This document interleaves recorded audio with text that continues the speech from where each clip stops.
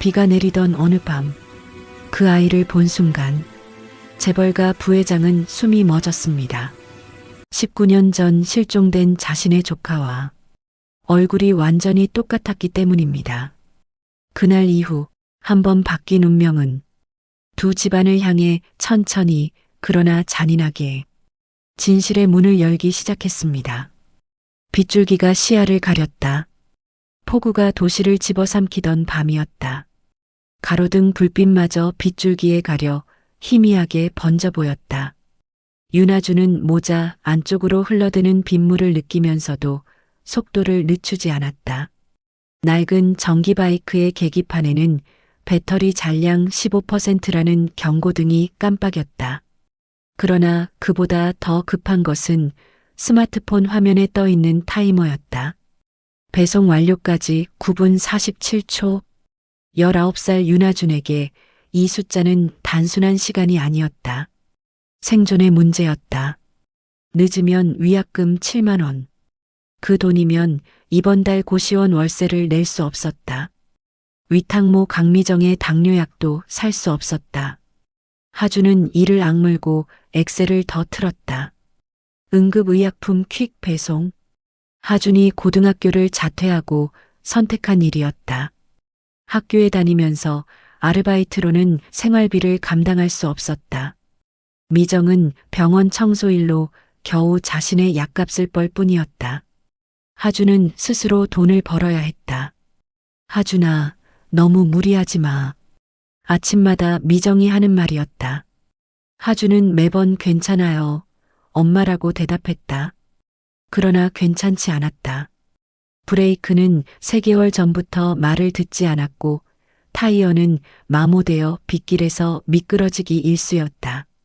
수리비가 없었다. 그저 조심히 달리는 수밖에 없었다. 커브 구간에 접어들었다. 내리막길이었다. 하주는 속도를 줄이려 브레이크 레버를 당겼다. 그러나 브레이크는 반응하지 않았다. 패드가 완전히 닳아버린 것이다. 제발. 하준의 입에서 신음이 새어나왔다. 그때였다. 커브를 돌자마자 눈앞에 거대한 검은색 SUV가 나타났다. 상향등이 빗속을 뚫고 하준의 시야를 완전히 지워버렸다. 반사적으로 핸들을 꺾었지만 이미 늦었다. 타이어가 빗물 위에서 미끄러졌다. 세상이 회전했다. 쾅 하는 굉음과 함께 하준의 몸이 공중으로 튕겨나갔다. 아스팔트에 등을 부딪히는 순간 폐에서 공기가 한꺼번에 빠져나갔다. 귀에서는 고음의 이명이 울렸다. 시야가 흐릿해졌다. 그러나 하준이 가장 먼저 한 행동은 배송 가방을 확인하는 것이었다. 떨리는 손으로 가방을 열었다.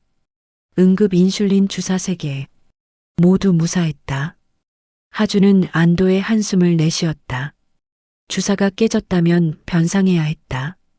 100만 원 감당할 수 없는 금액이었다. 괜찮습니까? 머리 위에서 중후한 남자 목소리가 들려왔다.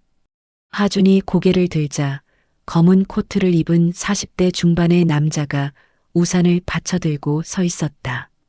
비싼 수트, 고급 시계, 그리고 무엇보다 눈에 띄는 것은 그의 표정이었다. 놀라움.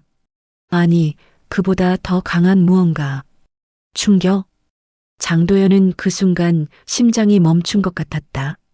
쓰러진 소년의 얼굴, 비에 젖은 짧은 머리칼, 또렷한 눈매, 높은 콧대, 입술의 모양까지 19년 전 사라진 조카 장수혁의 얼굴이 그대로 겹쳐졌다. 마치 타임머신을 타고 과거로 돌아간 것 같았다. 그날의 기억이 파도처럼 밀려왔다. 2007년 3월 15일 새벽 2시 대성병원 신생아실. 형수의 비명. 아기가 없어요. 경찰. CCTV 조사. 그리고 그 이후 가족을 집어삼킨 침묵. 형 장회장의 차갑고 단호한 목소리.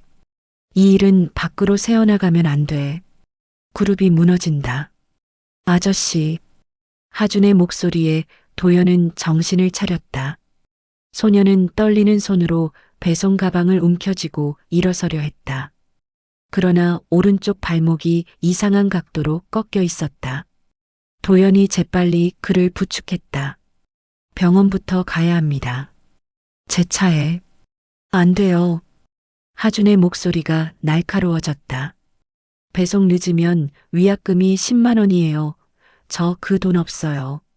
목소리가 떨렸다. 도연은 그 떨림 속에서 절박함을 읽었다. 그리고 무언가 더 깊은 것을. 생존의 무게. 제가 책임지겠습니다. 도연은 주머니에서 명함을 꺼내 하준의 손에 쥐어주었다. 위약금도 치료비도 모든 것을 제가 처리하겠습니다. 지금은 병원이 먼저입니다. 하준은 명함을 보았다. 대성그룹 부회장 장도현. 재벌. 하준이 평생 만나본 적 없는 세계의 사람이었다. 그러나 선택의 여지가 없었다. 발목이 너무 아팠다. 알겠어요. 하준은 도연의 부축을 받아 차에 올랐다. SUV 내부는 고급 가죽 냄새로 가득했다.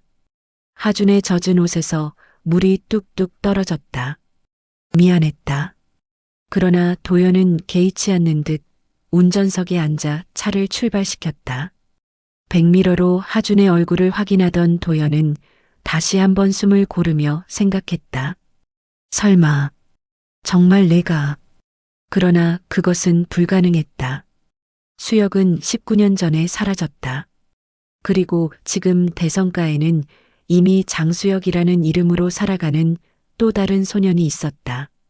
하지만 이 소년의 얼굴은 너무나 닮아 있었다. 대성병원 응급실은 밤임에도 분주했다. 의료진이 하준을 침대에 눕히고 검사를 시작했다. 도연은 복도에서 창밖을 바라보았다. 빗소리가 창문을 두드렸다. 보호자이십니까? 간호사가 다가왔다. 도연은 고개를 끄덕였다. 환자분 신분증 좀 확인해야 하는데요. 간호사가 건넨 서류에는 하준의 정보가 적혀 있었다. 윤하준. 2007년 3월 15일생. 출생지 서울 강남구. 출생병원 대성병원. 도연의 손이 떨렸다. 2007년 3월 15일. 장수혁이 사라진 바로 그날이었다. 게다가 같은 병원. 대성병원은 도연의 그룹이 운영하는 계열사였다. 출생 시간이 기록되어 있습니까? 도연이 물었다. 간호사는 컴퓨터를 확인했다. 오전 2시 40분이라고 나와 있네요. 도연은 숨이 막혔다. 장수혁이 사라진 시간은 오전 2시 35분에서 3시 사이였다. 정확히 같은 시간대였다. 선생님, 괜찮으세요? 얼굴이 안 좋으신데. 아닙니다. 괜찮습니다. 도연은 애써 평정을 유지했다. 그러나 머릿속은 혼란스러웠다. 우연치고는 너무 많은 것이 일치했다. 같은 날, 같은 시간, 같은 병원, 그리고 무엇보다 똑같은 얼굴. 의사가 나왔다. 부회장님, 환자는 발목 염자입니다. 골절은 아니고요. 2주 정도 깁스하고 안정을 취하면 됩니다. 다만, 의사는 말을 흐렸다. 영양 상태가 좋지 않습니다. 성장기 남자아이인데 체중이 너무 적게 나가고 빈혈 수치도 낮습니다. 제대로 식사를 못하고 계신 것 같은데요. 도연은 아무 말도 하지 못했다. 응급실 커튼 너머로 하준의 모습이 보였다. 마른 팔, 움푹 들어간 뺨. 그는 여전히 배송 가방을 꼭 붙들고 있었다. 선생님, 도연이 의사를 불렀다. 이 아이의 모든 치료비는 제가 부담하겠습니다. 그리고 영양 상태 개선을 위한 처방도 함께 부탁드립니다. 알겠습니다. 의사가 나가고 도연은 비서 민석에게 전화를 걸었다. 민석 씨, 지금 당장 18년 전 대성병원 신생아실 기록을 찾아보시오. 2007년 3월 15일 새벽 2시에서 3시 사이의 모든 출생 기록. 특히 도연은 목소리를 낮췄다. 윤아준이라는 이름으로 등록된 아기의 기록을 자세히 조사하시오. 그리고 오세란이라는 간호사의 행적도 찾아보시오. 오세란. 그 사람은 민석의 목소리가 떨렸다. 19년 전 신생아실에서 일하다가 해고된 사람 아닙니까? 맞습니다. 그 사람을 찾아야 합니다. 전화를 끊은 도연은 주머니에서 낡은 지갑을 꺼냈다. 그 안에는 오래된 사진 한 장이 접혀 있었다. 갓 태어난 아기를 안고 환하게 웃고 있는 형수의 모습. 아기의 팔목에는 병원 아이디 태그가 달려 있었다. 장수혁 베이비 2007.03 15-235am. 도연은 사진을 오래 바라보았다. 그리고 응급실 커튼 너머의 하준을 보았다. 닮았다. 너무나 닮았다. 설마. 그러나 그것은 불가능했다. 왜냐하면 지금 대성가의 저택에는 이미 장수혁이라는 이름으로 19년을 살아온 또 다른 소년이 있었기 때문이다.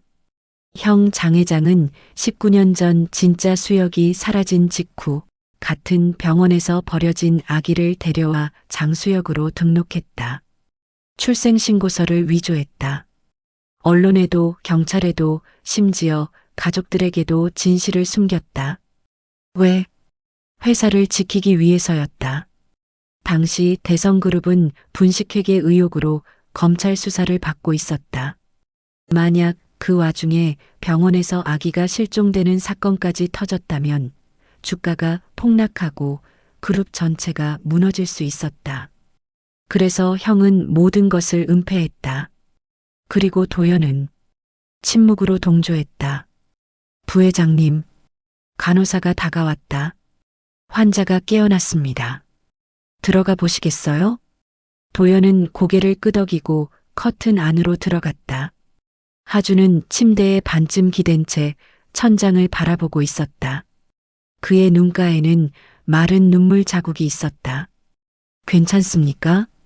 도연의 질문에 하주는 고개를 돌렸다.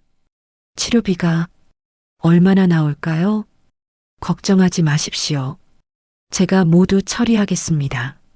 왜요? 하준의 눈빛이 날카로워졌다.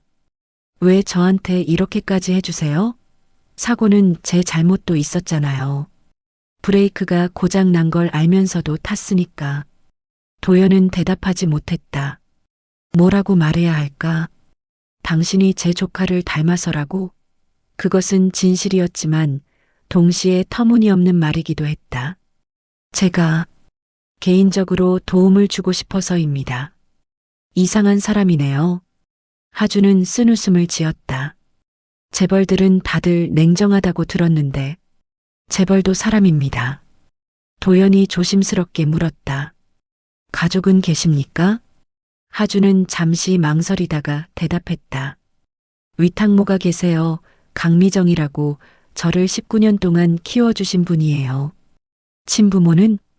몰라요. 태어났을 때부터 없었대요. 도연의 심장이 빠르게 뛰었다. 혹시 출생 당시 가지고 있던 물건 같은 게 있습니까? 하주는 이상하다는 듯 도연을 바라보았다. 왜 그걸 물어보세요? 그냥 궁금해서입니다. 하주는 한참을 망설이다가 목에 걸린 목걸이를 꺼냈다.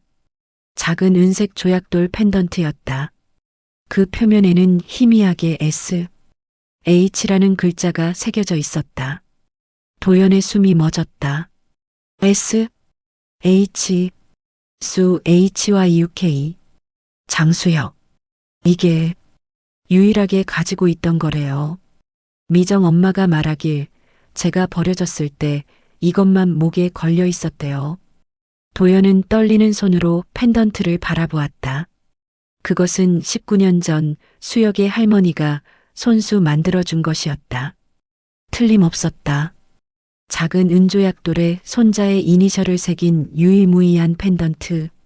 실례지만 도연의 목소리가 떨렸다. 이 펜던트를 좀 더 자세히 볼 수 있을까요? 하주는 고개를 끄덕이고 펜던트를 풀어 도연에게 건넸다.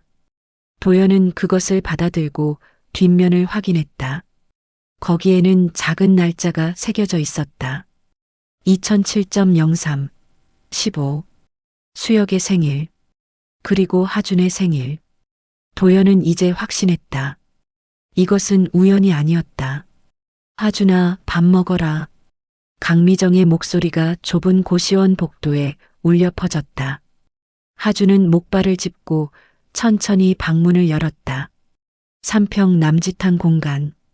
작은 책상 하나, 싱글 침대 하나, 그리고 벽에 기댄 간이 옷장이 전부였다. 엄마, 나 혼자서도 잘 먹을 수 있어. 발목 다쳤는데 무슨 소리야. 가만히 앉아 있어. 미정은 투덜거리며 쟁반을 들고 들어왔다. 소박한 된장찌개와 김치, 그리고 계란말이 한 조각. 그것이 전부였지만 하준에게는 세상에서 가장 맛있는 밥이었다. 강미정은 60대 초반의 여인이었다. 오랜 당뇨와 관절염으로 허리가 굽었고 손가락 마디마디가 굵어져 있었다. 그러나 그 눈빛만은 언제나 따뜻했다. 하준은 이 여인을 18년 동안 엄마라고 불러왔다. 친엄마는 없었다. 아니, 정확히는 기억나지 않았다. 하준이 기억하는 가장 오래된 순간은 이 작은 방에서 미정과 함께 라면을 끓여 먹던 날이었다. 5살 무렵이었던 것 같다. 미정 엄마. 응? 나. 진짜 부모는 누구예요? 수저를 들던 미정의 손이 멈췄다. 그녀는 천천히 수저를 내려놓고 하준을 바라보았다. 갑자기 그 얘기는 왜 하니? 그냥 궁금해서요. 엄마는 항상 길에서 주었다고만 했잖아요. 미정은 깊은 한숨을 쉬었다. 하준아. 그녀는 하준의 손을 잡았다. 넌 버려진 아이가 아니야. 내가 지켜야겠다고 마음먹었던 아이지. 내 인생에서 가장 소중한 선물이야. 그래도 진짜 부모가 누군지는 알고 싶어요. 미정은 한참을 침묵했다. 그리고는 방 구석의 낡은 서랍을 열었다. 거기서 빛바랜 손수건에 쌓인 무언가를 꺼냈다. 작은 은색 조약돌 펜던트였다. 하준이 항상 목에 걸고 다니던 바로 그것이었다. 이게 내가 태어났을 때 유일하게 가지고 있던 거야. 미정의 목소리가 떨렸다. 19년 전 대성병원 뒤편 쓰레기 투입구 앞에서 널 발견했어. 작은 담요에 쌓여 있었고 이 펜던트만 목에 걸려 있었지. 하준은 펜던트를 받아들었다. 차가운 금속의 감촉. SH라는 이니셜이 새겨져 있었다. 경찰에 신고하려고 했어. 정말이야. 그런데 미정은 눈물을 닦았다. 그때 난 남편을 잃고 혼자였어. 교통사고로 갑자기 세상을 떠났지. 아이도 없었고 미래도 없었어. 그런데 내가 나타난 거야. 작고 따뜻한 생명이. 그래서 그냥 데려왔어. 출생신고도 내 이름으로 했어. 미안하다, 하준아. 내 진짜 부모를 찾아주지 못해서. 하준은 고개를 저었다. 미안할 거 없어요, 엄마. 나 행복했어요. 가난해도 힘들어도 엄마가 있어서 행복했어요. 두 사람은 말없이 밥을 먹었다. 그러나 하준의 머릿속에서는 의문이 꼬리를 물었다.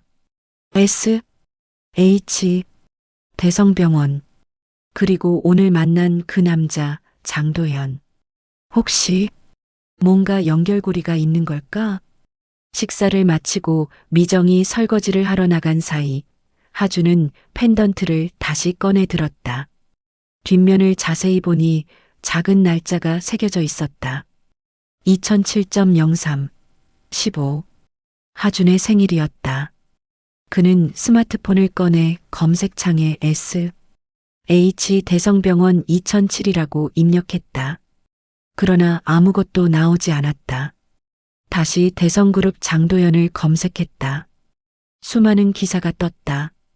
대성그룹 부회장, 40대 중반, 미혼, 형인 장 회장의 그림자에 가려져 있지만 실질적으로 그룹 경영을 총괄하는 인물. 하주는 기사들을 읽어내려갔다. 그러다 한 오래된 기사를 발견했다. 2007년 대성그룹 위기설, 검찰 수사와 내부 갈등. 기사는 19년 전 대성그룹이 분식회계 의혹으로 검찰 조사를 받았다는 내용이었다. 그리고 바로 그 시기에 하주는 숨을 멈췄다. 기사 말미에 작은 문단이 있었다.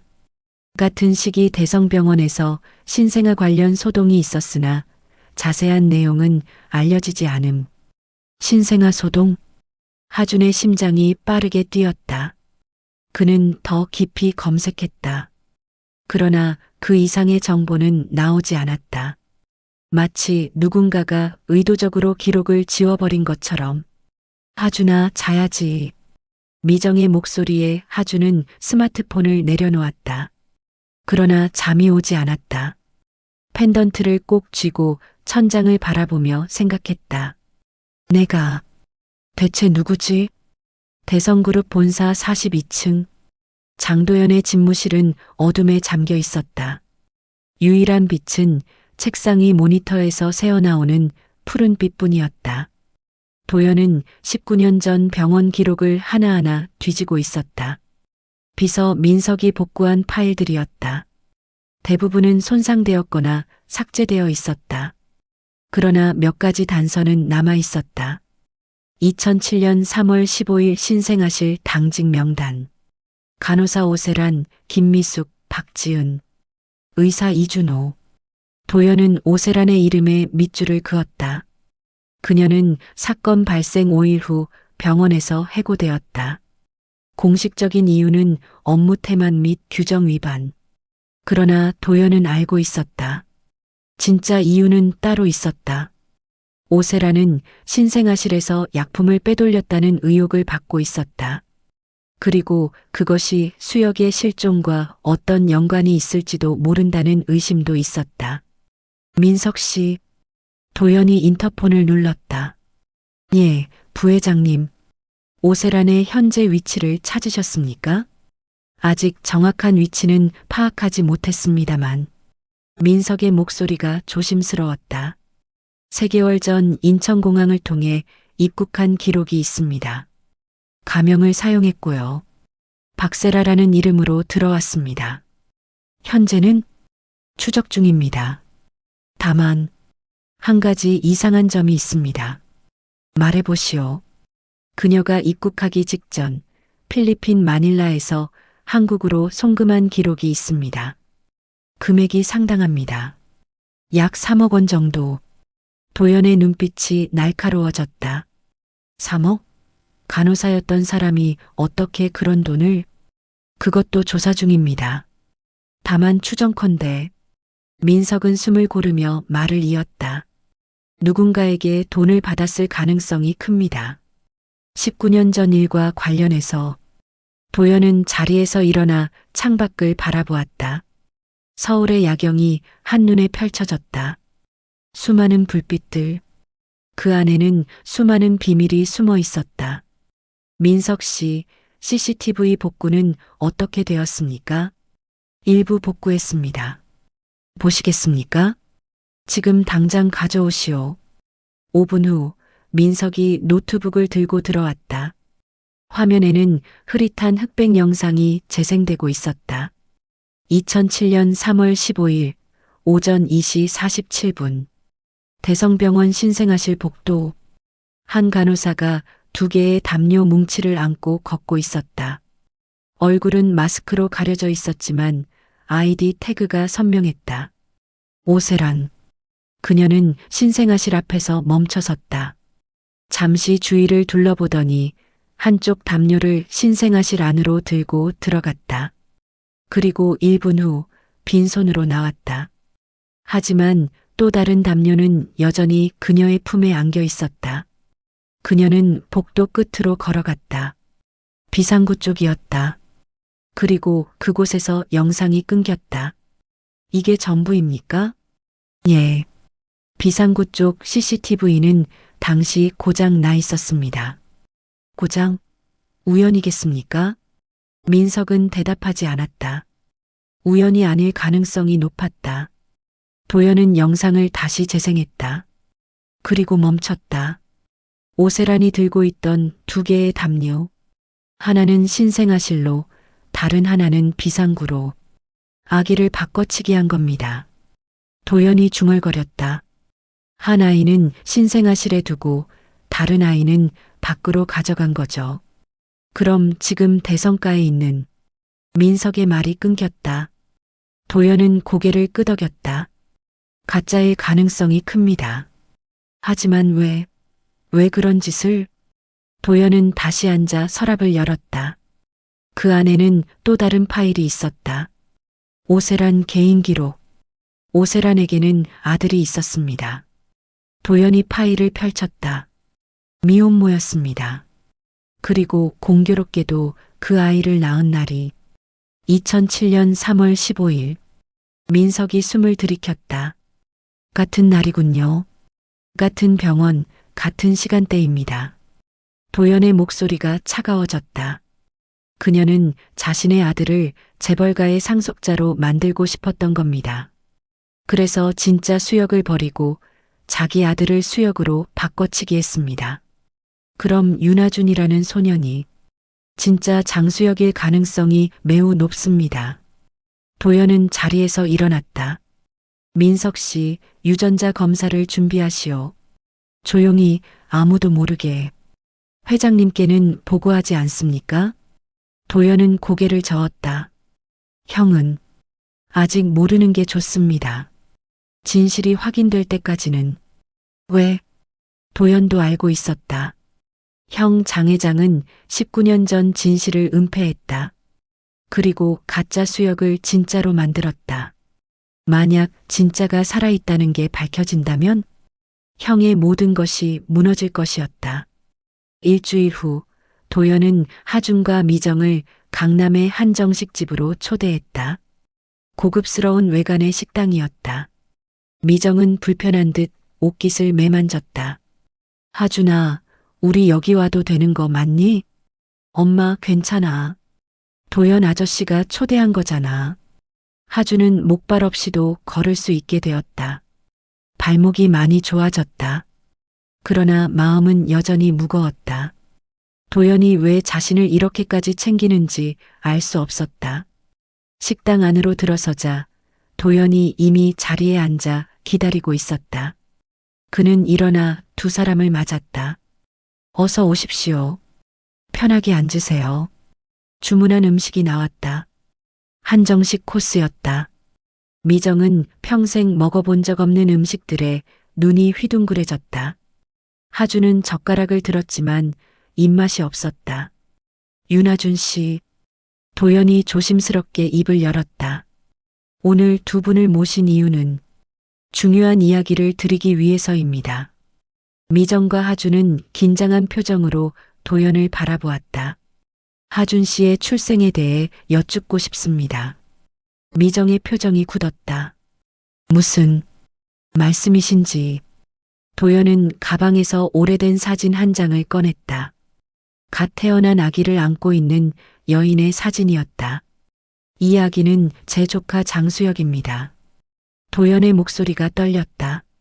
19년 전 대성병원에서 태어난 지 3시간 만에 실종되었습니다. 하준은 숨이 막혔다.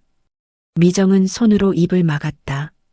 하준 씨의 생년월일과 출생 시간이 수역과 정확히 일치합니다. 그리고 도연은 두 사람의 눈을 번갈아 보며 말했다.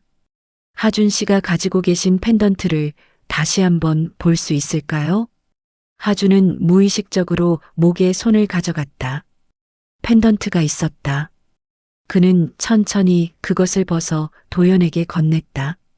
도연은 펜던트를 받아들고 떨리는 손으로 살펴보았다. 이것은 수역의 할머니께서 손수 만들어주신 것입니다. 그는 펜던트 뒷면을 두 사람에게 보여주었다. S, H는 수, H와 EUK의 이니셜입니다. 그리고 이 날짜, 2007.03, 15, 수역의 생일입니다. 침묵이 흘렀다. 미정은 떨리는 목소리로 물었다. 그럼 하준이가 확답을 드릴 수는 없습니다. 하지만 도연은 봉투를 꺼내 테이블 위에 놓았다. 유전자 검사를 해주실 수 있겠습니까? 만약 하준 씨가 정말 수혁이라면 그럼 난 누구예요? 하준의 목소리가 터져 나왔다. 18년 동안 나는 윤하준이었어요. 미정 엄마의 아들이었어요. 그런데 갑자기 당신의 조카라고? 눈물이 하준의 눈가에 맺혔다. 내 정체성은 뭐가 되는 거예요? 나는 누구예요? 도연은 천천히 대답했다. 당신은 윤하준입니다. 그리고 동시에 장수혁일 수도 있습니다. 진실이 무엇이든 당신이 살아온 18년은 거짓이 아닙니다. 하지만 모든 게 바뀌잖아요. 하준의 목소리가 높아졌다. 내 이름도, 내 가족도, 내 인생도. 만약 내가 정말 장수혁이라면 나는 재벌집 아들이 되는 거잖아요. 그런데 왜 나는 고시원에서 배달 일을 하며 살아야 했어요? 왜 미정 엄마는 아픈 몸으로 청소 일을 해야 했어요? 하준아. 미정이 하준의 손을 잡았다. 진실을 알아야 해. 내가 누구든 넌 여전히 내 아들이야. 하준은 한참을 울었다. 그리고 천천히 고개를 끄덕였다. 알겠어요. 검사 받을게요. 도연은 안도의 한숨을 쉬었다. 그러나 그의 마음은 무거웠다. 만약 결과가 양성이라면? 그럼 지금 대성가에서 장수역으로 살아가는 그 소녀는 누구인가? 그리고 형은 이 진실을 어떻게 받아들일 것인가? 유전자 검사 결과는 열흘 후에 나왔다. 도연은 결과지를 받아든 채 한참을 망설였다. 봉투를 뜯는 순간 18년간 숨겨진 모든 진실이 드러날 것이었다. 그는 깊은 숨을 들이쉬고 봉투를 열었다. 친족관계 확인 결과서, 검사 대상 A 장도연 조부 마이너스 손자 관계 추정, 검사 대상 B 윤하준, 결과 친족 일치율 99.94%.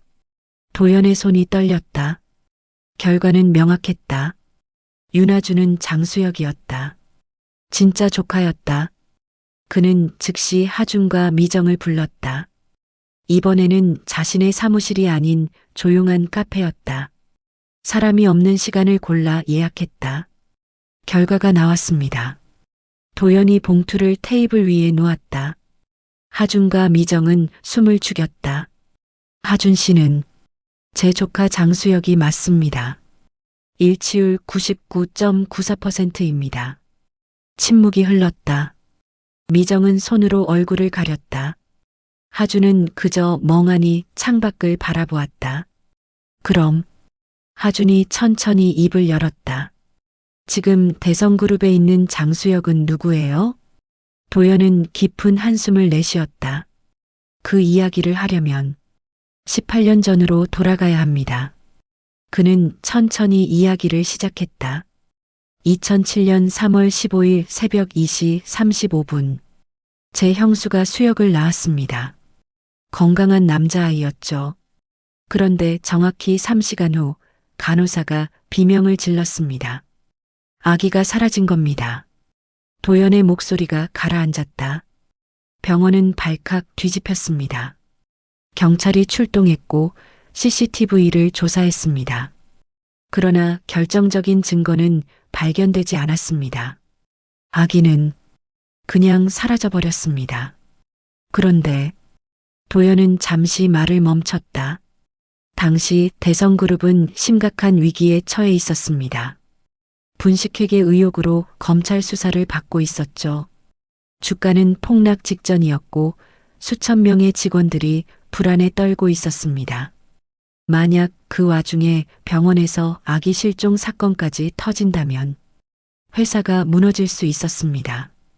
그래서 도연의 목소리가 떨렸다. 형은 결정했습니다. 사건을 은폐하기로. 경찰 조사를 축소하고 언론에는 일절 알리지 않았습니다. 그리고 하준과 미정은 숨을 죽이고 도연을 바라보았다.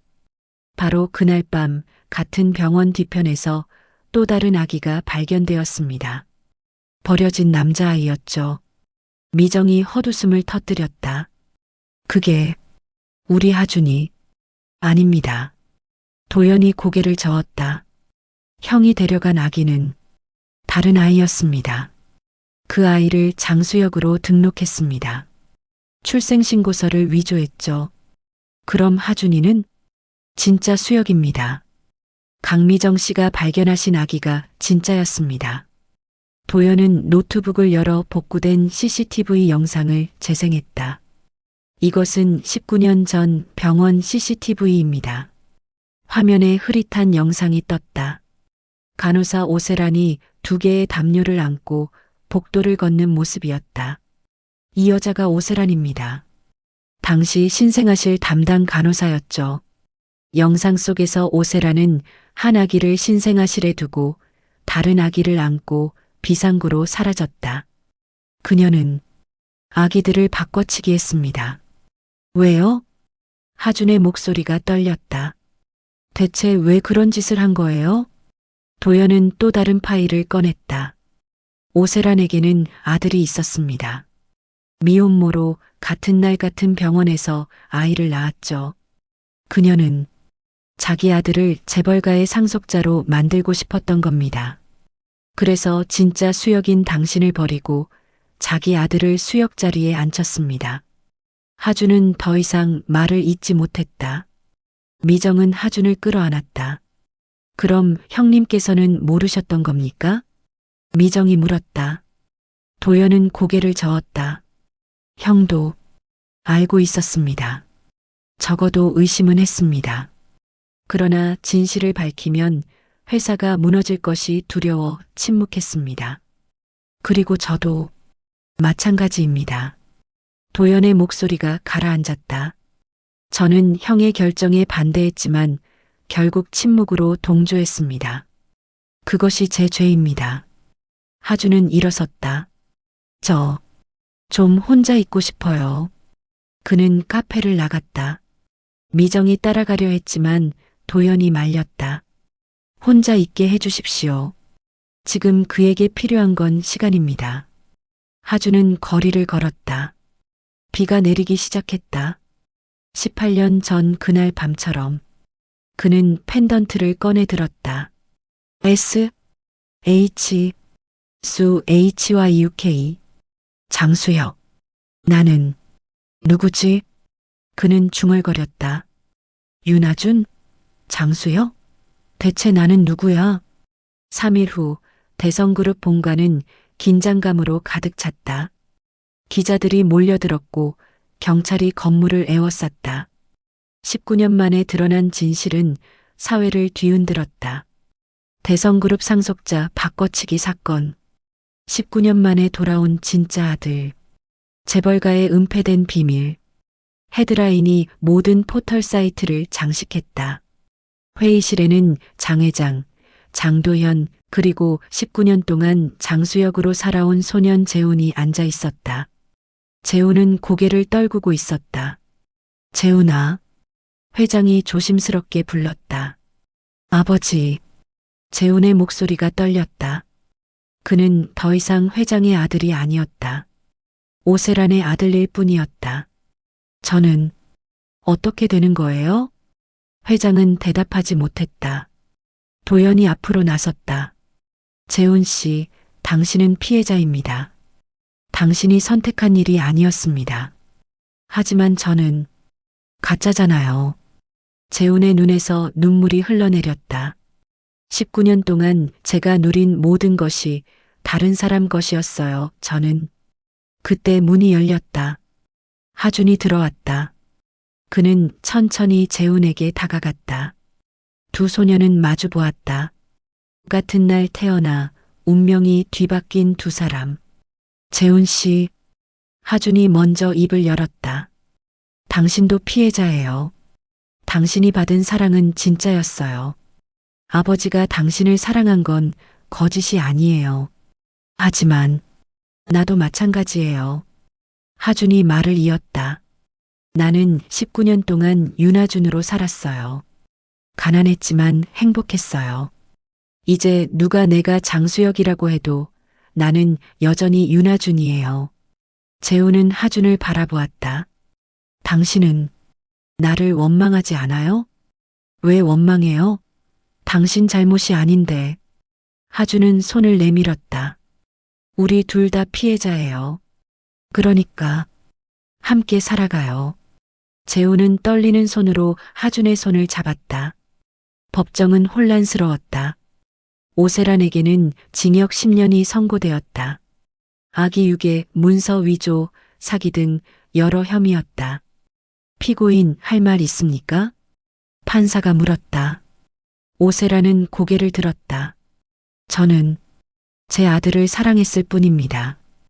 그녀의 목소리는 떨렸지만 단호했다. 가난한 미혼모의 아들로 살게 하고 싶지 않았어요. 그래서 그런 선택을 했습니다. 당신의 선택이 두 아이의 인생을 망쳤습니다. 검사가 말했다. 한 아이는 버려졌고 다른 아이는 거짓 속에서 살았습니다. 당신은 그 책임을 져야 합니다. 오세라는 더 이상 말하지 않았다.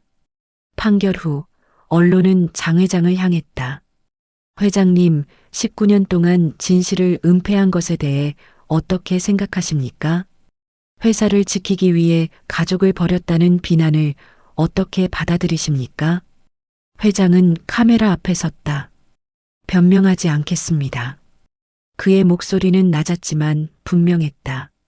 저는 회사를 지키려다 가장 소중한 것을 잃었습니다. 아들을 잃었고 진실을 잃었고 무엇보다 저 자신을 잃었습니다. 재훈이에게도 수혁이에게도 용서를 구할 자격이 없습니다. 다만 그는 깊은 숨을 들이쉬었다. 남은 인생을 속죄하며 살겠습니다. 회장에게는 집행유예 2년이 선고되었다. 그리고 대성그룹은 사회적 책임을 다하기 위해 아동복지재단에 500억 원을 기부하기로 약속했다. 그러나 돈으로 해결할 수 없는 것도 있었다. 잃어버린 19년. 바뀐 두 사람의 운명. 6개월이 흘렀다. 하준은 대성그룹 본사 회의실에 서 있었다. 임원진 30여 명이 그를 바라보고 있었다. 세이프라인 플랫폼을 소개하겠습니다. 하준이 프레젠테이션을 시작했다. 화면에는 배달 기사들을 위한 안전관리 시스템이 떠올랐다. 배달 기사들은 매일 목숨을 걸고 일합니다. 낡은 장비, 무리한 배송 시간, 그리고 위약금 압박. 저도 그중 한 명이었습니다. 하준의 목소리에는 힘이 실려 있었다.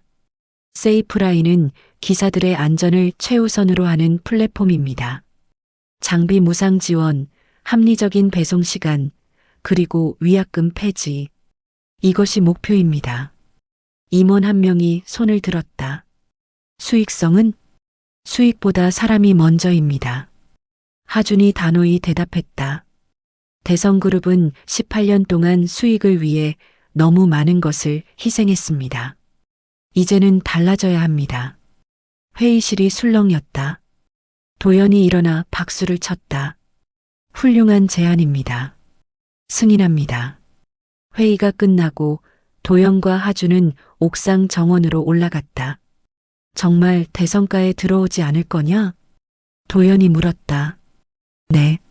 하준이 고개를 끄덕였다. 저는 윤하준이에요. 장수혁이 아니라. 미정 엄마와 함께 살던 고시원이 제 집이고 배달 일을 하던 그 시간들이 제 인생이에요. 하지만 법적으로 법은 중요하지 않아요. 하준이 말을 끊었다. 중요한 건 제가 누구로 살고 싶은가예요.